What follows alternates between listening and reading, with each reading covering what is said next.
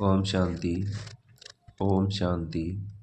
आज 22 नवंबर 2025 प्रातः मुरली। मीठे बच्चे, सबको यह खुशखबरी सुनाओ कि अब डीटी डिनाइस्टी स्थापन हो रही है। जब वॉइसलेस वर्ल्ड होगी तब बाकी सब विनाश हो जाएंगे। प्रश्न है, रावण का श्राप कब मिलता है? श्रापित होने की निशानी क्या है?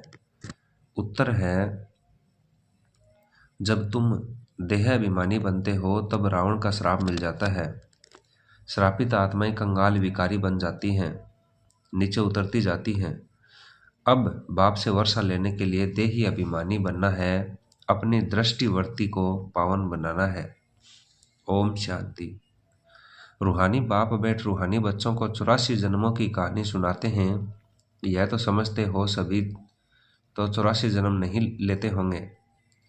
तुम ही पहले पहले सतयुग आदि में पूज्य देवी देवता थे। भारत में पहले पूज्य देवी देवता धर्म का ही राज्य था। लक्ष्मी नारायण का राज्य था तो जरूर डिनाइस्टी होगी। राजाई घराने के मित्र संबंधी भी होंगे, प्रजा भी होगी। यह जैसे एक कहानी है। 5000 वर्ष पहले भी इनका राज्य था। यह समृद्धि में लाते हैं। भारत में आदि सनातन देवी देवता धर्म का राज्य था। यह बेहद का बाप बैठ समझाते हैं, जिसको ही नॉलेजफुल कहा जाता है। नॉलेज किस चीज की? मनुष्य समझते हैं वह सबके अंदर को, कर्म विक्रम को जानने वाला है, परंतु अभी बाप समझाते हैं हर एक आत्मा को अपना अपना पार्ट मिला हुआ है। सभी आत्माएं अपने परम धाम में रहती हैं, उनमें सारा पार्ट भरा हुआ है। रेडी बैठे हैं कि जाकर कर्म क्षेत्र पर अपना पार्ट बजाएं। यह भी तुम समझते हो, हम आत्माएं सब कुछ करती हैं। आत्मा ही कहती है यह खट्टा है, यह नमकीन है। आत्मा ही समझती है हम कभी विकारी पाप आत्माएं हैं, आसुरी स्वभाव है। आत्मा ही यहाँ कर्म क्षेत्र पर शरीर लेकर सारा पार्ट बजाती है। तो यह निश्चय करना चाहिए ना, हम आत्मा ही सब कुछ करती हूँ। अभी बाप से मिले हैं, फिर 5000 वर्ष बाद मिलेंगे। यह भी समझते हो पूज्य और पुजारी पावन और पतित बनते आए हैं। जब पूज्य हैं तो पतित कोई हो न सके, जब पुजारी हैं तो पावन कोई हो न सके। सतयुग में है ही पावन पूजा।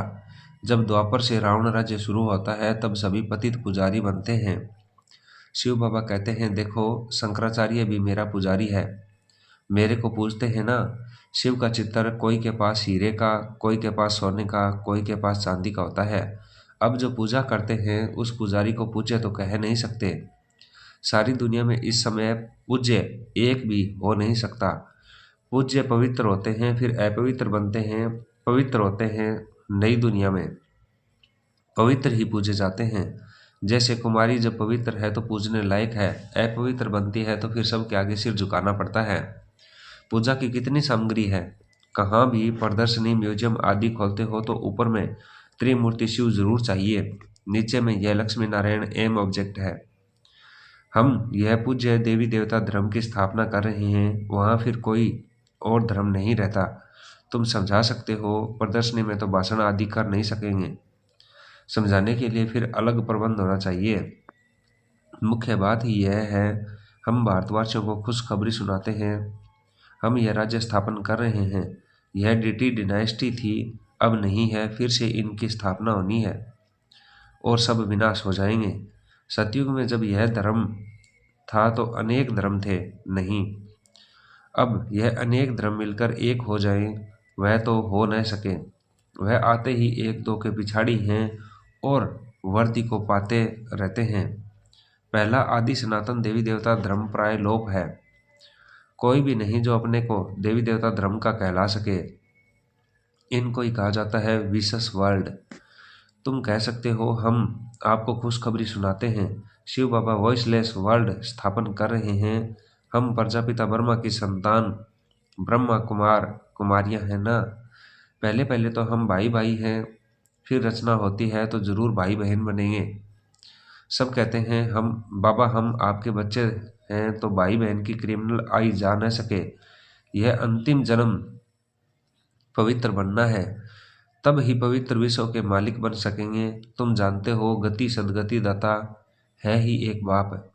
पुरानी दुनिया बदलकर जरूर नई दुनिया स्थापन होनी है, वो तो भगवान ही करेंगे। अब वह नई दुनिया कैसे क्रिएट करते हैं यह तुम बच्चे ही जानते हो। अभी पुरानी दुनिया भी है, यह कोई खलास नहीं हुई है। चित्रों में भी है ब्रह्मा द्वारा स्थापना। इनका यह बहुत जन्मों के अंत का जन्म है। ब्रह्मा की जोड़ी नहीं, ब्रह्मा की तो अडॉप्शन है। समझाने की बड़ी युक्ति चाहिए।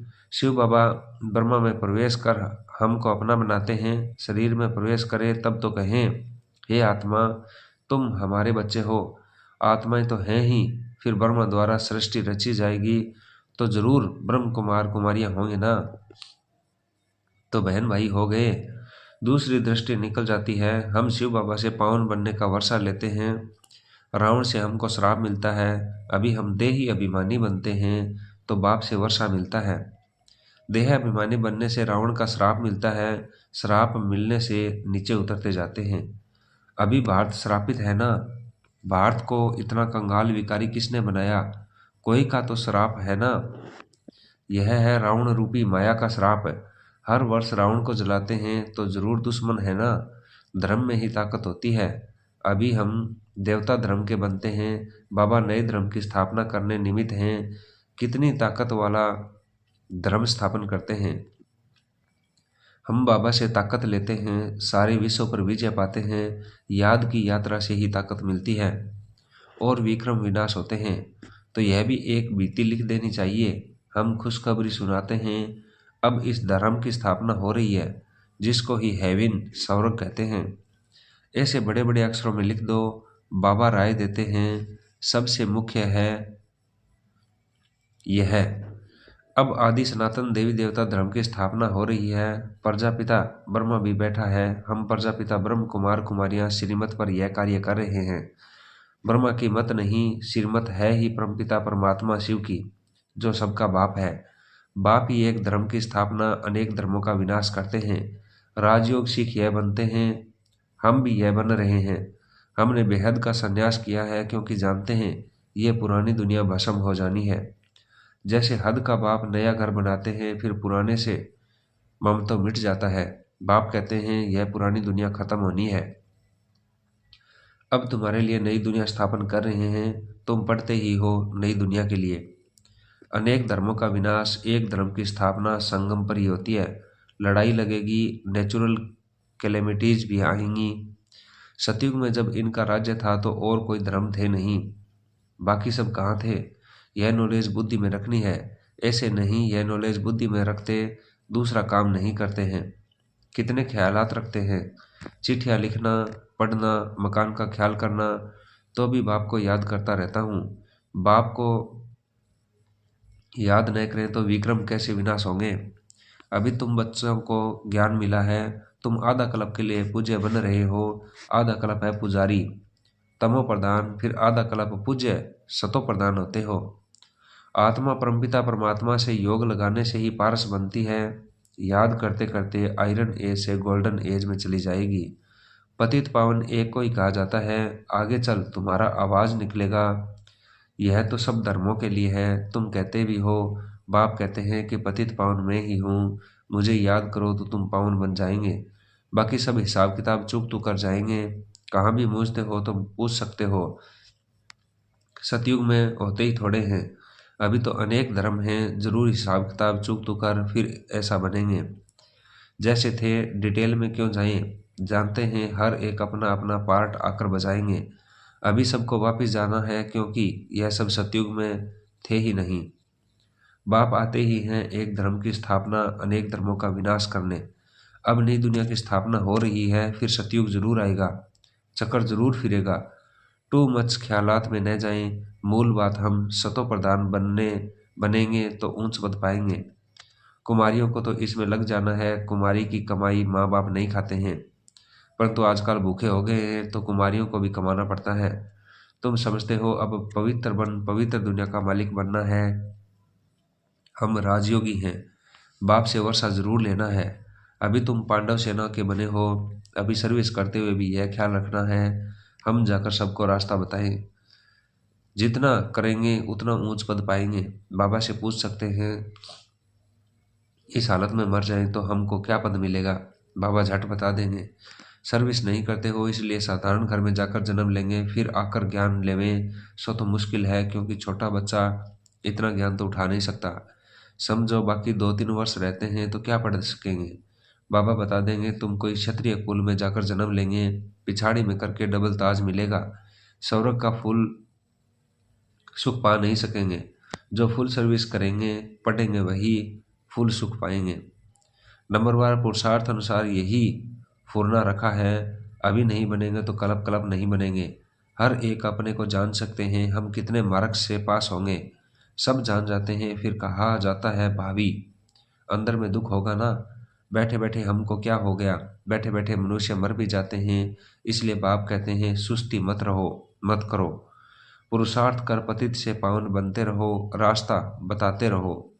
कोई भी मित्र संबंधी आदि हैं उन पर तरस पड़ना चाहिए। देखते हैं यह विकार बिगैर गंध खाने बिगैर रह नहीं सकते हैं, फिर भी समझाते रहना चाहिए। नहीं मानते तो समझो हमारे कुल का नहीं है। कोशिश कर पियर घर ससुर घर का कल्याण करना है।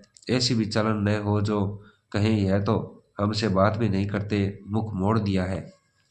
नहीं, सबसे जोड़ना है, हम उनका भी कल्याण करें, बहुत रहम दिल बनना है। हम सुख तरफ जाते हैं तो औरों को भी रास्ता बताएं। अंधों की लाठी तुम हो ना, गाते हैं अंधों की लाठी तू। आंखें तो सबको हैं फिर भी बुलाते हैं, क्योंकि ज्ञान का तीसरा नेत्र नहीं है। शांति सुख का रास्ता बताने वाला एक ही बाप है, यह तुम बच्चों की बुद्धि में अभी है, आगे थोड़े ही समझते थे। भक्ति मार्ग में कितने मंत्र जपते हैं, राम राम कह मछली को खिलाते, चींटियों को खिलाते। अब ज्ञान मार्ग में तो कुछ भी करने की दरकार नहीं है। पक्षी तो ढेर के ढेर मर जाते हैं, एक ही तूफान लगता है, कितने मर जाते हैं। नेचुरल कैलेमिटीज तो अब बहुत जोर से आएंगी, यह रिहर्सल होती रहेगी।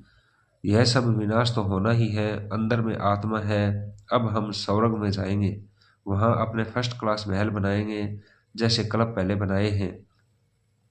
बनाएंगे फिर भी वही जो क्लब पहले बनाया होगा। उस समय वह बुद्धि आ जाएगी, उसका ख्याल अब क्यों करें।